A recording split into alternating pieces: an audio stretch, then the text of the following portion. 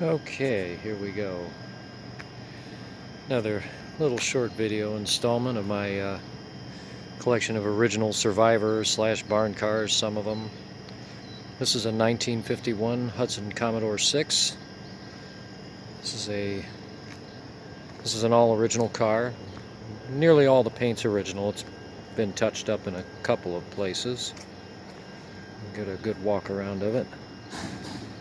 I've had this car now for approximately 15 years, and what you see is what it looked like then when I acquired it. I've done nothing to the paint or upholstery or anything. It does need some help in a few places, but it's not too bad a shape. The car originally started life somewhere near San Francisco Bay. And eventually gravitated its way here to Northeast Ohio, where I actually spotted it at a local car show and bought it really right there and then at the car show. It was exactly kind of what I was looking for. Right year, long wheelbase, good color, right engine, right transmission. But and like I said, none of this has been repainted or anything, so you can see the interior here. Got the dashboard and all of that. Sometime in the past, somebody very poorly refinished the dashboard and the trim moldings here on the doors. But the door panels are original. And this brown seat cover is actually covering up another upholstery job that looks exactly like the back seat does. You can see my windlace is kind of hanging here because whoever put this headliner in didn't do a good job either, but it's one of those projects one of these days I might get around to tackling. But the seat covers back here, very old but in very good shape.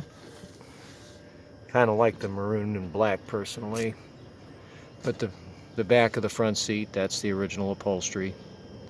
And again, the door panels on the rear. Sorry if it's kind of hanging. I said it's kind of old, but all in all, it's a pretty good running car. Done quite a bit of work to it. Last year we put a head gasket on it. Take a walk around the back here again. Kind of go slow here.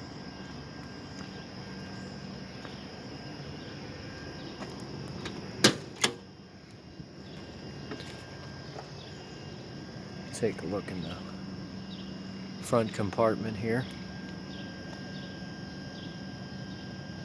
But and the Hudson guys that saw this, probably the pictures of this car on the Hudson SX Terraplane Club page. Someone noted the brake pedal head looking like a Packard, and it is. I unfortunately had to make a new brake pedal after I broke the head off the original one when I relined the clutch. And when I got this car, that was its biggest problem, was the clutch. The pressure plate was good, but the cork had all fallen out, so believe it or not, I actually relined this with bottle cork. Number 2 bottle corks. There's 108 of them in there, and you press them in until they won't come out. Then you sand everything down to about 3/32 of an inch thick, and that's all the thicker the clutch is. But that's the explanation behind the odd looking brake pedal. It works, and I have the original one. I just need to weld the head back on it. And my next project's going to involve actually pulling the transmission yet again.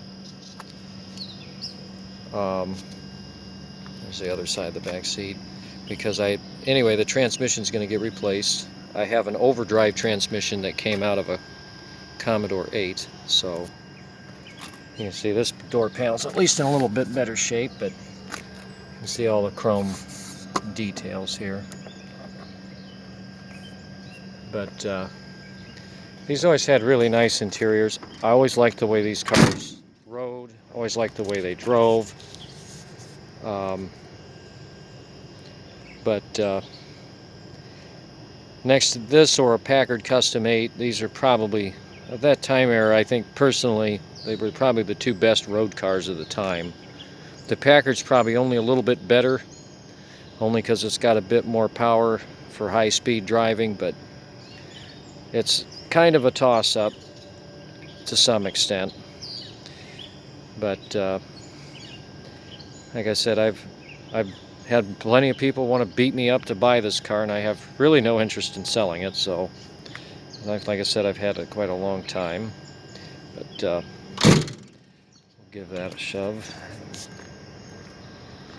Come around here to the front. You can see that the chrome is aged, typical of the time. They didn't put any copper plating under the chrome, due to probably the war in Korea at the time, and they were still rationing some things at that time, not like they did during World War II, of course.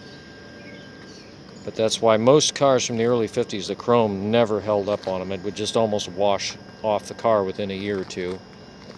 So that's looked pretty bad probably for a very long time. I think somebody replaced these bumpers, on the other hand. They look to be like they may have been new old stock. But it's a pretty good solid car. Doesn't really have a lot of rust or anything, considering it's lived in Ohio for the better part of probably 50 years. And I'll point this out real quick. I'm not sure, but whoever owned this car long ago was a member of the Hudson Owners Association International, which, from what a friend of mine in the local area from the Hudson Essex Terraplane Club told me, that club no longer exists and hasn't existed for quite a long time. So if you have any thoughts on that, put them in the comments. And then I'll show you the business end of this car, what moves it. Again, I apologize for not the best camera work here. I'm going to put the camera down.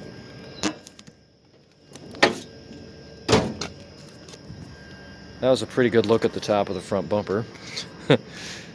But anyhow, there's the engine. You can see it's obviously had some work done, but took a lot of work to get it straightened out. But once I got it straightened out, it really runs good now. It's 262 cubic inch 6 high compression cylinder head, 2-barrel Carter WGD carburetor. It's got all the correct tags, even the generator tags, everything on this car is actually, you could really say it is a numbers matching car, right down to the engine serial number and the body number. So I know the engine's, I don't think this engine's been out, but it's been kept maintained, so. But there you have it. I'll give it a quick start up here before I run out of video. Got about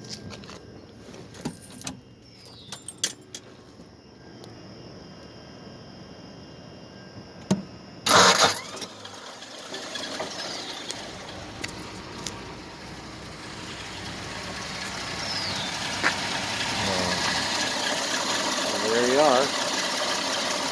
Anyway, if you enjoy my videos, give them a thumbs up and have a good day. Thanks.